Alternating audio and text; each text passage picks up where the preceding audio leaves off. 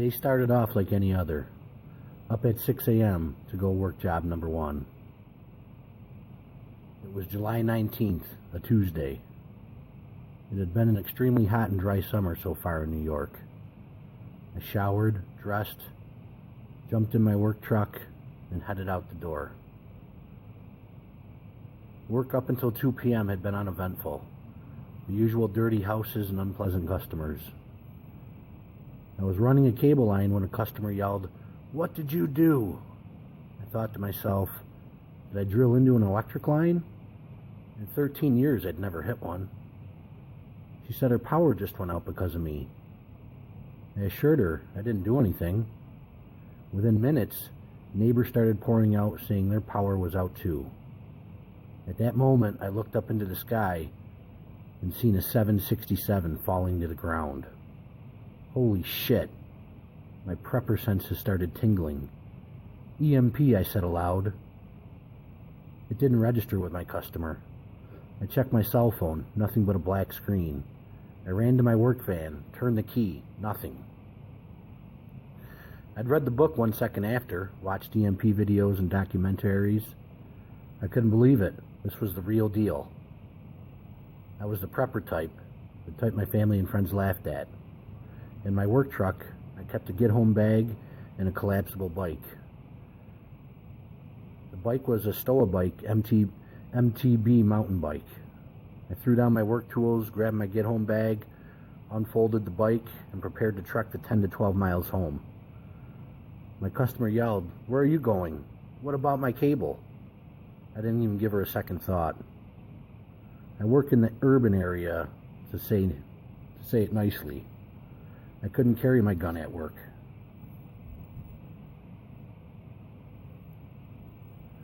All I had was my EDC knife, a Cold Steel Recon, and in my get-home bag was a United States Marine Corps K-bar. Of all the places to be, the middle of the ghetto was the last place I wanted to be in a time like this. At that moment, I thought about my kids and wife. My kids were at home on summer break. I didn't need to worry about tracking them down. My wife was at work. Fortunately, she works about a mile from our house in the suburbs. I knew it wouldn't be long before the sheeple started looting in the city. There were cars stalled all over.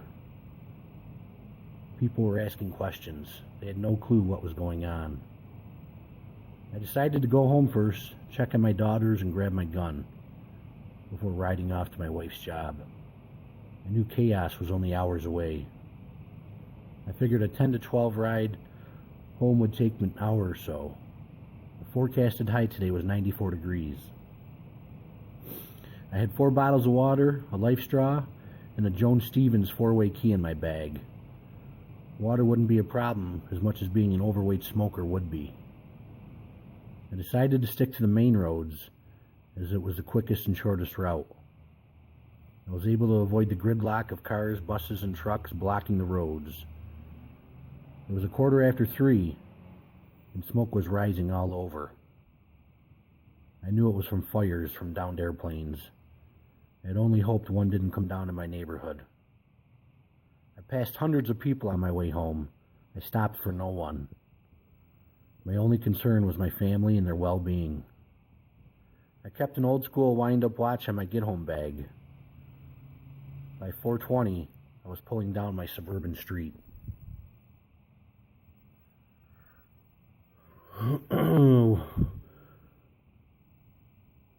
With no garage opener, I ran around the back, unlocked the garage door, walked inside. "Dad, you're home early. The power's out," my youngest said. "I know," I said. "Is Mom home yet?" No luck. I yelled for my other daughter and told her to come down to the basement. By my tone, they knew something was wrong. I grabbed my water bob for my supplies, put it in the tub, and immediately began to fill it. I had my oldest grab buckets, pots, anything else that would hold water. I told her, "Don't ask questions, just do it." My basement was my bunker. It's where I stored 6 to 9 months of food and water. I had an old metal garbage can I had sealed and shielded as a Faraday cage. I'd kept a set of walkie-talkies, a ham radio, crank radio, an old cell phone, and flashlights in there. It was the moment of truth as I removed the lid. Success.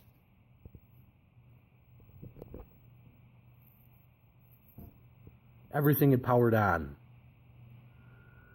I handed them one of the walkies, told them lock the basement door.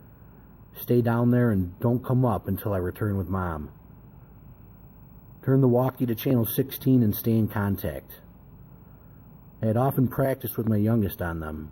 My part-time job was a mile from home and we often would test the range.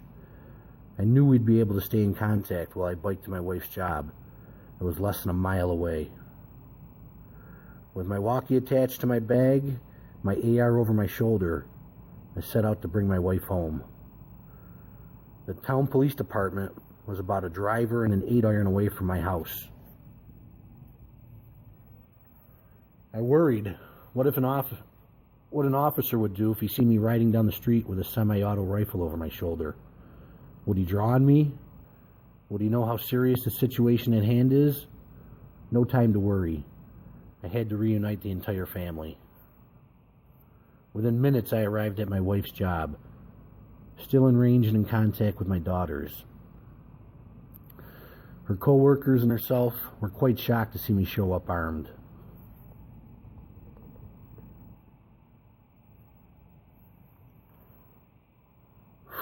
Man.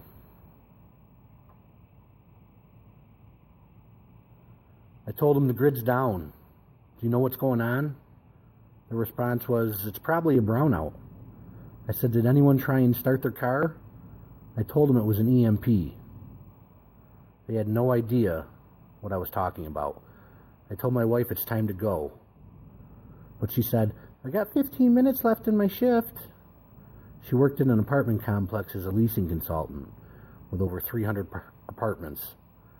I told her, we need to go, and we need to go now. This is bad, and only going to get worse. A whole hell of a lot worse. She rode the bike, I jogged behind her, and off to home we went. I radioed to my kids that we were en route with an ETA of about 15 minutes. 3/4 of the way there, drenched in sweat, it happened. I vomited from the biking and the jogging. If only I would have stuck with it at the gym a year ago, I said to myself. We arrived home by 6 p.m. I pulled the three of them together and explained the seriousness of this situation at hand. The grid's down, there's no electric, there's no AC, there's no Wi-Fi, no cars. We're in a survival situation. There'll be no help from the police, the military, or government.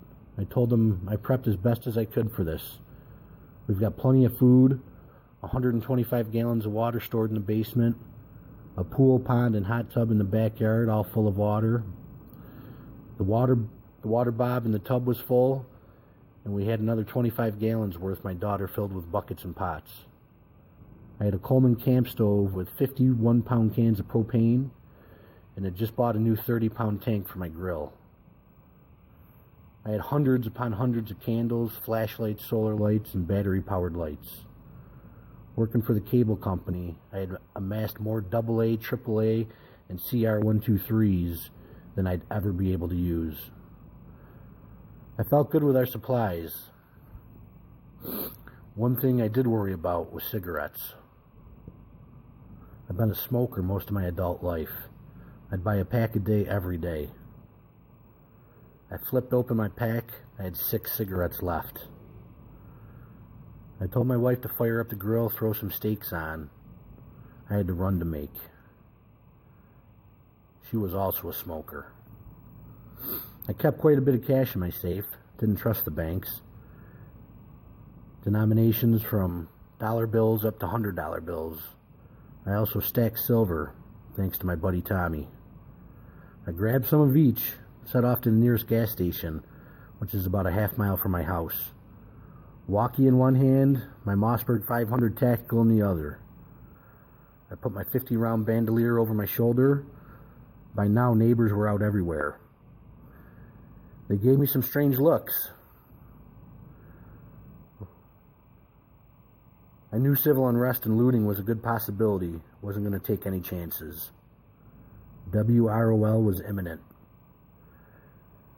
As the gas station came in view, I could hear the chaos.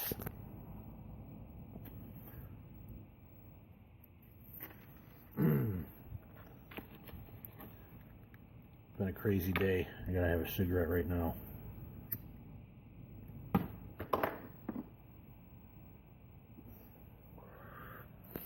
I can only imagine what a Walmart or Wegmans would look like. There must have been 30 to 40 people at the gas station. A line out the door. There were multiple signs saying no cash, no service. For the past 9 years, I had visited this location almost daily. Damn nicotine habit. I approached quietly, shotgun in the ready position. Everyone was caught by surprise to see me locked and loaded. People were offering watches and jewelry for ice, beer, and cigarettes. Cash ruled everything around us for now. The crowd was not happy to see someone armed, and for a moment I thought I may have made a mistake. I pulled out $200 and told Bill the cashier, "Give me as many packs of Marlboros as you can, and 2 bags of ice." At that moment I heard a man say, "Give me that money or I'll shoot." I turned around and saw what looked to be someone under the influence of drugs and alcohol with a Glock pointed to my head. I told him to ease up. My Mossberg can do a lot more damage. Before I could put my finger on the trigger, Bill smashed one of the craft beer bottles over his head.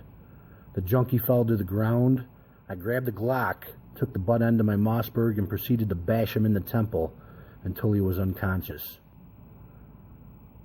Bill handed me a full bag of Marlboros and said to grab as much ice as I wanted. I gave Bill the $200, handed him the Glock, and told him to get the hell out of here.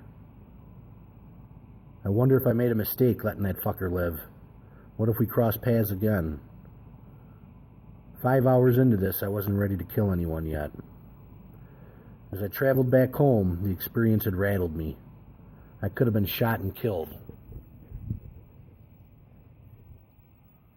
How long would my family survive without me? Approaching my house, I could smell the steaks.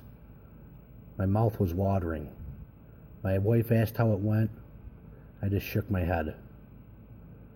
I threw the ice in my Yeti cooler and proceeded to pack it with meat, chicken, and a few drinks. I reiterated to my family that this is a bad situation and it's only going to get worse. There's no short-term fix.